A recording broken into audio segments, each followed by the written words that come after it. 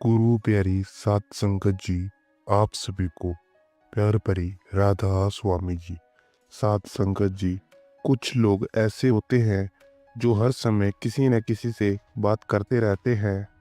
वहीं कुछ लोग ऐसे भी होते हैं जो हमेशा ज़्यादातर मौन रहते हैं।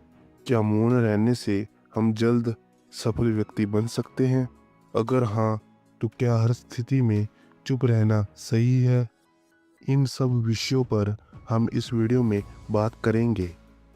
संगत जी, वीडियो बनाने में बहुत ज़्यादा मेहनत लगती है जी, इसलिए आप सभी संगत से विनती है जी कि वीडियो को एक लाइक और कमेंट में राधा स्वामी जी जरूर लिखिए जी।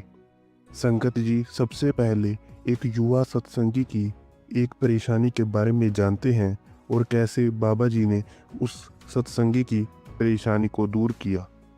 संगत जी, वह सत्संगी रोज भजन सिमरन किया करता था और सेवा भी करता था, लेकिन फिर भी उसे लगता था कि उसका मन शांत नहीं होता और वो मालिक से जुड़ नहीं पा रहा है। एक दिन वह डेरा ब्यास सत्संग गया और सत्संग में सवाल जवाब के दौरान उसने बाबा जी से कहा, बाबा जी, मैं रोज भजन सिमरन करता हूँ, सेवा भी करता हूँ, पर मेरा मन है कि एक पल को भी स्थिर नहीं हो पाता। मुझे लगता है कि मैं मालिक से बहुत दूर हूँ। संगत जी, बाबा जी मुस्कुराए और बोले, बेटा, कभी चाय बनाई है? तो इस सवाल पर सत्संगी भाई थोड़ा चौंका और बोला, हाँ बाबा जी, मैं भी कभी कभी चाय बनाता हूँ। बाबा जी ने पूछा, जब तुम चाय में शक्कर डालते हो तो क्या वो ऊपर तैरती है या खुल जाती है? फिर वो भाई कहने लगा, बाबा जी, खुल जाती है। फिर बाबा जी बोले, तो क्या तुम हर एक शक्कर का चम्मच डालने के बाद चाय पीकर देखते हो कि मीठी हुई है या नहीं? वो मुस्कुराया और बोला, नहीं बाबा जी, मुझे पता है कि शक्कर खुल ही जाएगी। फिर बाबा जी बोले, बस बेटा, भजन सिमरन और सेवा भी ऐसी ही है। हर रोज तुम जो एक एक चम्मच प्रेम और भक्ति का डालते हो, वो एक न एक दिन तुम्हारे जीवन को भी मीठा कर देगी। बस धैर्य रखो और उस कुल मालिक पर विश्वास रखो। साध संगत जी, एक साखी के माध्यम से यह जानते हैं कि चुप रहने से क्या क्या बदलाव आ सकते हैं। संगत जी, बहुत समय पहले उत्तर भारत के एक शांत और हरे भरे पहाड़ी गांव में एक युवक रहता था जिसका नाम था आरव। आरव बचपन से ही बहुत जिज्ञासु व्यक्ति था। वह हर किसी से कुछ न कुछ पूछता रहता था, हर बात का तर्क जानना चाहता और कभी भी चुप नहीं बैठता था। उसके माता पिता कई बार उससे कहते, बेटा, कभी कभी चुप रहना भी जरूरी होता है, हर बात का उत्तर शब्दों में नहीं होता। पर आरव को यह बात समझ नहीं आती थी। एक दिन गांव में यह खबर फैली कि पास की पहाड़ी पर एक सिद्ध महात्मा ध्यान में लीन रहते हैं जिनका नाम स्वामी तत्वबोधानंद है। कहा जाता था कि वे वर्षों से मौन व्रत में हैं और उनके पास जाने वाले लोग को उनकी मौन उपस्थिति ही जीवन बदल देने वाली होती है। आरव की उत्सुकता बढ़ गई। वह सोचने लगा, एक इंसान जो बोलता ही नहीं, वह दूसरों को क्या सिखा सकता है? क्या कोई मौन भी किसी को बदल सकता है? इसी सोच के साथ उसने यह ठान लिया कि वह खुद उस महात्मा से मिलने जाएगा और इस रहस्य को समझेगा। अगली सुबह वह चल पड़ता है। लंबी चढ़ाई, पथरीले रास्ते, ठंडी हवा और घना जंगल। यह रास्ता आसान नहीं था, पर आरव की जिज्ञासा ने उसे थकने ही नहीं दिया। 4 घंटे की कठिन चढ़ाई के बाद वह एक छोटी सी कुटिया तक पहुंचा, जिसके बाहर एक शांति थी जो शब्दों से परे थी। वहां बैठा एक वृद्ध महात्मा अपनी आंखें बंद किए ध्यान में लीन था। उस महात्मा का चेहरा तेज चमक रहा था, जैसे भीतर कोई सूर्य प्रज्वलित हो। आरव ने उस महात्मा को प्रणाम किया और धीरे से बोला, स्वामी जी, क्या मैं आपसे कुछ पूछ सकता हूँ? स्वामी जी ने आंखें खोली पर कुछ बोले नहीं। बस हल्की सी मुस्कान उनके चेहरे पर आई। उन्होंने अपने बगल में पड़े एक पत्थर की ओर इशारा किया। ऐसा लग रहा हो कि कह रहे हो कि यहाँ पर बैठ जाओ। आरव बैठ गया। कुछ देर तो वह चुप रहा, लेकिन फिर उसका स्वभाव सामने आने लगा और बोला, स्वामी जी, आप हमेशा मौन क्यों रहते हो? क्या यह कोई आपकी साधना है या आप दुनिया से नाराज हैं? इस पर कोई भी उत्तर नहीं आया। आरव थोड़ा असहज हुआ और बोला, आप मेरी बात सुन रहे हैं?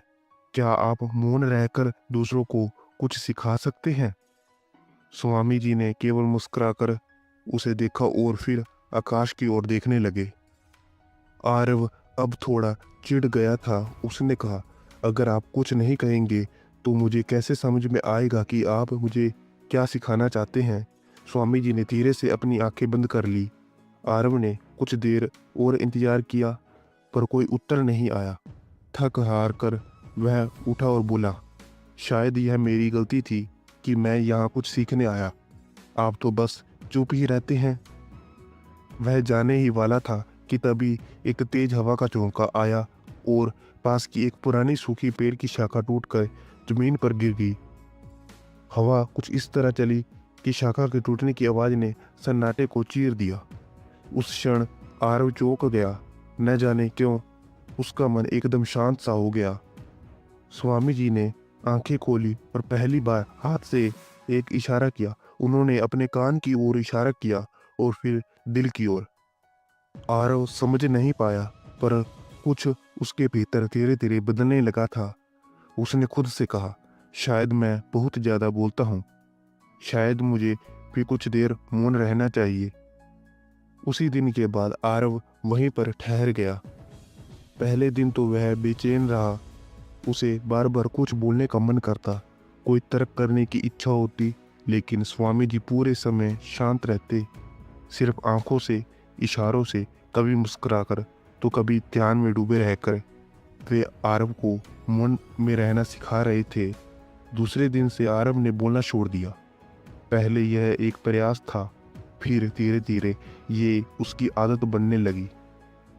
वह आसपास की प्रकृति को सुनने लगा, पत्तों की सरसराहट, पंछियों की चहचहाट, पानी की बूंदों की टपकन, ये सब जैसे कोई संगीत बन गया था। हर दिन वह एक नया अनुभव प्राप्त करता, अपने भीतर की आवाज़ को सुनना। जब बाहर का शोर बंद हो गया तो भीतर की दुनिया खुलने लगी। एक दिन स्वामी जी ने एक पत्थर उठाकर उसे दिया और मिट्टी का एक दीपक सामने रखकर कहा, देखो पत्थर क्या करता है। आरव ने वह पत्थर उठाकर दीपक के सामने रखा। कुछ नहीं हुआ। स्वामी जी मुस्कुराए और कहा, अब वही पत्थर पानी में डालो। आरव ने पास की बाल्टी में पत्थर डाला। पानी में हलचल हुई, लहरें बनी, लेकिन कुछ देर बाद सब शांत हो गया। स्वामी जी ने पहली बार धीमे स्वर में कहा, बोलना पत्थर गिराने जैसा है। कुछ समय के लिए हलचल होती है पर मौन उस लहरों को शांत कर देता है। तुम्हारा मन वो पानी है, जितना बोलोगे उतनी हलचल, जितना मौन रहोगे उतनी गहराई। इतने दिन के मौन ने आरव के मन में वह स्पेस बना दिया कि वह अब इन शब्दों का अर्थ समझ पा रहा था। समय बीतता गया। हफ्तों बाद जब आरव अपने गांव लौटा तो वह पहले जैसा आरव नहीं रहा था। अब वह कम बोलता था पर उसकी आंखों में एक गहराई थी। लोग उसके पास बैठते बिना कुछ कहे और उन्हें ऐसा लगता जैसे कोई बोझ उतर गया हो। उसका मौन अब शून्यता नहीं बल्कि एक ऊर्जा बन चुका था। गांव का एक बच्चा एक दिन उसके पास आया और बोला, भैया आप पहले बहुत बोलते थे, अब नहीं बोलते, क्या आप गुस्से में हैं? आरव मुस्कुरा दिया। उसने बच्चे को गोद में उठाया और कहा, बोलना तब जरूरी होता है जब सुनने वाला सुनना चाहता हो, लेकिन अगर हम चुप रहकर किसी का मन पढ़ लें तो शायद शब्दों की जरूरत ही ना पड़े। संगत जी, इस साखी से आप यह तो जान गए होंगे कि बोलना कब जरूरी होता है और किन स्थितियों में बोलना जरूरी नहीं होता है। साध संगत जी, इससे हमें यह भी सीख मिलती है कि मौन सिर्फ चुप रहने का नाम ही नहीं, बल्कि वह अवस्था है जहाँ मन के विचार शांत होते हैं और आत्मा की आवाज सुनाई देती है। मौन हमें स्वयं से जोड़ता है, सत्य के निकट लाता है और गुरु की कृपा को ग्रहण करने के लिए पात्र बनाता है। साध संगत जी, ऐसे ही साखियां और शब्द सुनने के लिए चैनल को सब्सक्राइब